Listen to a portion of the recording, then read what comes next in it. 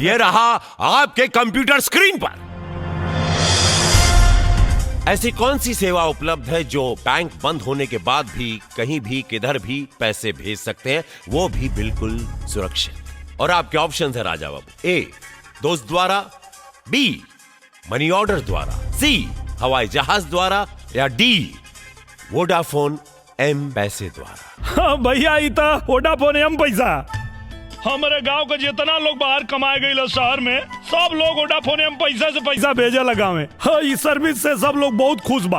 कहे कि पैसा भेजे का बहुत सरल तरीका। तो लॉक कर दिया जाए। हाँ, लाख कर दी। ओके, तो कंप्यूटर महाशय डी, वोडाफोन एम पैसे को लॉक किया जाए। बिल्कुल सही जवाब।